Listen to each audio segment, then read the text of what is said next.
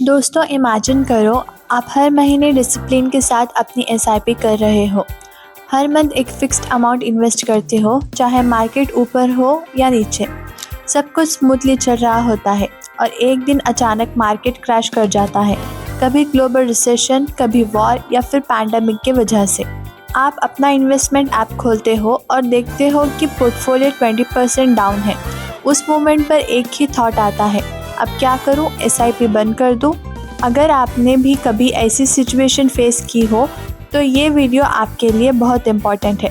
आज हम समझेंगे ग्लोबल क्राइसिस के एसआईपीज़ पर क्या इम्पैक्ट पड़ता है, मार्केट क्रैश होने पर आपके इन्वेस्टमेंट के साथ क्या होता है और सबसे इम्पॉर्टेंट, ऐसे टाइम पर एक इन्वेस्टर को क्या करना चाहिए। और हाँ, अगर आपको इन्वेस्टिंग को सिंपल और प्रैक्टिकल तरीके से समझना पसंद है तो वीडियो को लाइक ज़रूर करो, अपने दोस्तों के साथ शेयर करो और चैनल को सब्सक्राइब करना मत भूलो, क्योंकि आपका सपोर्ट ही हमें मोटिवेट करता है आपके लिए और भी यूज़फुल और इन्फॉर्मेटिव वीडियोस बनाने के लिए। I am sure most of you already know what is SIP, लेकिन एक क्विक रिफ्रेश ज़रूरी है, क्योंकि ये हैबिट ही लॉन्ग टर्म वेल्थ बनाती है। एसआईपी यानी सिस्टमैटिक इन्वेस्टमेंट प्लान, मतलब हर महीने म्यूचुअल फंड में एक फिक्स्ड अमाउंट इन्वेस्ट करना, चाहे मार्केट ऊपर जाए या नीचे। आप ₹1000, 5000 या 10,000 हर महीने इन्वेस्ट करते हो regularly without timing the market. जब मार्केट गिरता है तो आपको ज़्यादा यूनिट्स मिलते हैं, जब मार्केट बढ़ता है कम यूनिट्स मिलते हैं। Over time this smooths out your cost and builds long term wealth. That's called rupee cost averaging.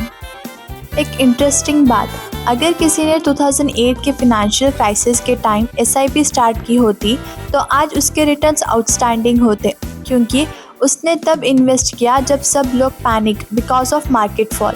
That's the beauty of SIPs, ये automatically ups and downs handle कर लेते हैं। लेकिन सवाल ये है कि जब एक ग्लोबल क्राइसिस आता है तब क्या होता है, चलो समझते हैं।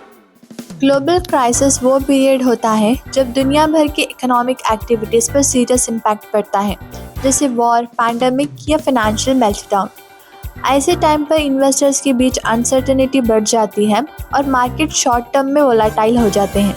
लेकिन हिस्ट्री ये दिखाती है कि मार्केट्स हमेशा रिकवर करते हैं और लॉन्ग टर्म ग्रोथ का ट्रेंड वापस शुरू होता है।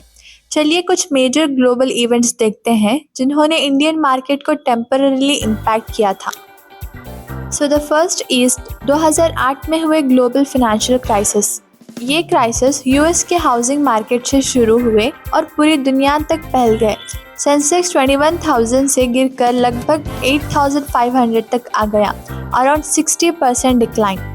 लेकिन 2010 तक मार्केट ने रिकवर करके फिर से 20,000 क्रॉस कर लिया। जो इन्वेस्टर अपनी एसआईपी कंटिन्यू रखे हुए थे उन्होंने अगले कुछ सालों में स्ट्रॉन्ग रिटर्न्स अर्न किए। नेक्स्ट इज 2011 की यूरोपियन डेट क्राइसिस। यूरोप के कुछ कंट्रीज जैसे ग्रीस अपने डेट ऑब्लिगेशन पूरी नहीं कर पा रहे थे। इसका इम्पैक्ट ग्लोबल मार्केट पर पड़ा और सेंसेक्स 20,500 से 15,800 तक गिर गया, अराउंड 23% करेक्शन।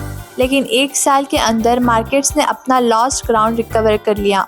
और 2020 कोविड-19 पैंडमिक।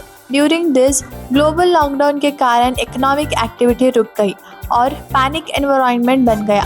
सेंसेक्स 42,000 से 25,500 तक गिर गया, अराउंड 39% डिक्लाइन इन 1 मंथ। पर नेक्स्ट ईयर तक मार्केट ने शार्प रिकवरी दिखाई और 52,000 लेवल क्रॉस कर लिया। ये इंडियन मार्केट की हिस्ट्री में फास्टेस्ट रिकवरी में से एक थी। 2022 Russia Ukraine war and global inflation. War के चलते क्रूड ऑयल प्राइसेस और इन्फ्लेशन दोनों ऊपर गए।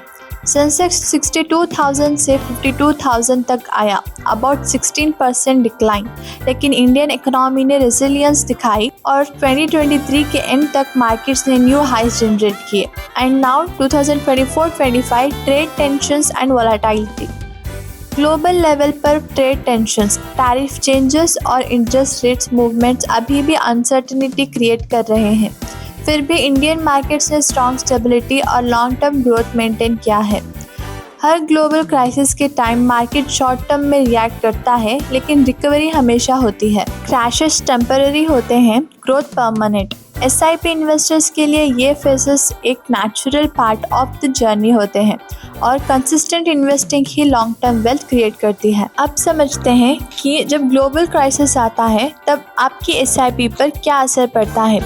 जब मार्केट क्रैश करता है, म्यूचुअल फंड का एनएवी नेट एसेट वैल्यू गिर जाता है, लेकिन आपका ₹5,000 या 10,000 का एसआईपी हर महीने इन्वेस्ट होता रहता है। फ़र्क सिर्फ इतना होता है कि अब आपको मिलते हैं ज़्यादा यूनिट्स कम दाम पर। सिंपल एग्जाम्पल लो, अगर पहले एनएवी ₹500 था तो ₹5,000 में आपको 10 यूनिट्स मिलते थे। मार्केट गिर के एनएवी ₹400 हो गया, तो अब आपको उसी ₹5,000 में 12.5 यूनिट्स मिलते हैं। मतलब आपका पैसा और एफिशिएंसी कम कर रहा है, आप डिस्काउंट पर ख़रीद रहे हो। जैसे ही मार्केट रिकवर होता है, ये एक्स्ट्रा यूनिट्स आपके पोर्टफोलियो के रिटर्न्स को और फास्ट ग्रो करने में मदद करते हैं। इसी को कहते हैं बाय लो बेनिफिट, जो एसआईपी ऑटोमेटिकली आपके लिए करता है। और इसी वजह से चाहे रिसेंट ईयर्स में इंडियन एसआईपी इन्वेस्टर्स ने मल्टीपल ग्लोबल शॉक फेस किया हो, फिर भी लॉन्ग टर्म परफॉर्मेंस स्ट्रॉन्ग बनी हुई है। एवरेज डाटा के हिसाब से एक 10 साल की एसआईपी ने ब्रॉड मार्केट इंडेक्स में लगभग 12 से 15% एनुअल रिटर्न्स दिए हैं, चाहे बीच में कितने भी क्राइसिस आए हो। तो हाँ, क्रैश पीरियड इमोशनली थोड़ा पेनफुल लगता है, लेकिन रियलिटी में आपकी एसआईपी अपना काम सही तरीके से कर रही होती है। लो प्राइस पर ज़्यादा यूनिट्स खरीदकर आपके लिए लॉन्ग टर्म वेल्थ बिल्ड कर रही होती है। अब बात करते हैं एक बहुत इम्पॉर्टेंट एस्पेक्ट की, इन्वेस्टर साइकोलॉजी। मार्केट क्रैश के टाइम पर ज़्यादातर लोग अपने इमोशन के बेसिस पर डिसीजंस ले लेते हैं और वही सबसे बड़ी गलती होती है। जब पोर्टफोलियो डाउन होता है और रिटर्न्स नेगेटिव दिखते हैं तो इन्वेस्टर के मन में टेंशन आना बिल्कुल नॉर्मल है, लेकिन प्रॉब्लम तब होती है जब फियर के चलते इन्वेस्टर अपनी एसआईपी को स्टॉप कर देते हैं, सोचकर कि इससे लॉसेस बच जाएंगे। रियलिटी में ऐसा करने से वो सबसे अच्छा बाइंग अपॉर्चुनिटी मिस कर देते हैं। चलिए एक रियल एग्जांपल से समझते हैं। मान लीजिए आपने ₹10,000 per month SIP HDFC flexi cap fund में जनवरी 2019 से स्टार्ट की। 15 महीने में आपका टोटल इन्वेस्टमेंट ₹1.5 लाख हो गया। फिर मार्च 2020 में कोविड क्रैश आया, एनएवी ₹660 से 465 तक गिर गया और पोर्टफोलियो वैल्यू लगभग ₹1.7 लाख रह गई, मतलब अराउंड 22% का टेम्पररी फॉल। इस पॉइंट पर बहुत सारे इन्वेस्टर्स ने अपना एसआईपी स्टॉप कर दी या पैनिक में रिडीम कर लिया, लेकिन कुछ इन्वेस्टर्स ने पेशेंस रखा और अपनी एसआईपी कंटिन्यू रखी। रिजल्ट क्या हुआ? बाय दिसंबर 2020 एनएवी ₹695 तक पहुंच गया और जून 2021 तक ₹897। उनका ₹1.5 लाख का इन्वेस्टमेंट 18 महीने में ₹4.2 लाख तक बढ़ गया, ऑलमोस्ट 2.8 टाइम्स ग्रोथ। तो जिन लोगों ने पैनिक में स्टॉप किया उन्होंने लॉसेस लॉक कर दिए और जिन लोगों ने डिसिप्लिन मेंटेन किया उन्होंने मार्केट रिकवरी का फुल बेनिफिट लिया। इसलिए याद रखिए, मार्केट आपका पेशेंस टेस्ट करता है, इंटेलिजेंस नहीं। शॉर्ट टर्म वोलेटिलिटी के टाइम पर इमोशनल डिसीजंस लेना आपके लॉन्ग टर्म रिजल्ट को सीरियसली अफेक्ट कर सकता है।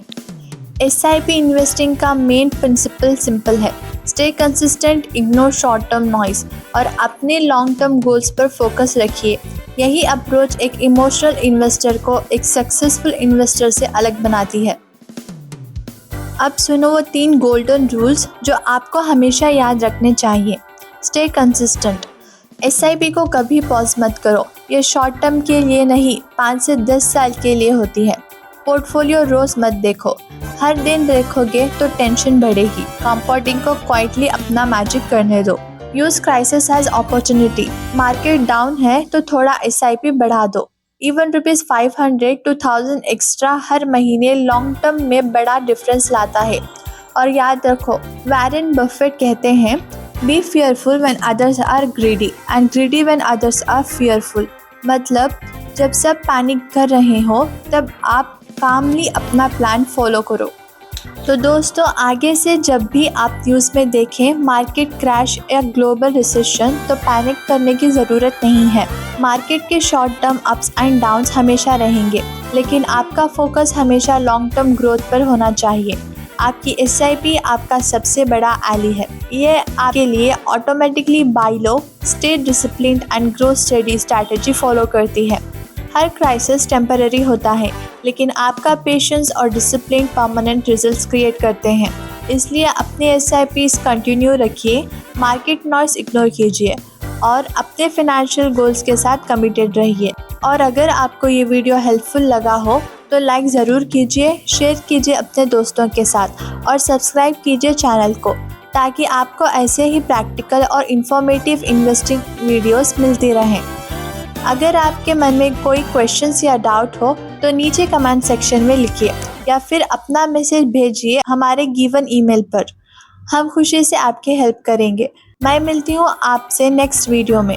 तब तक के लिए इन्वेस्ट स्मार्टली, स्टे कंसिस्टेंट और अपने पैसों को अपने लिए काम करने दीजिए।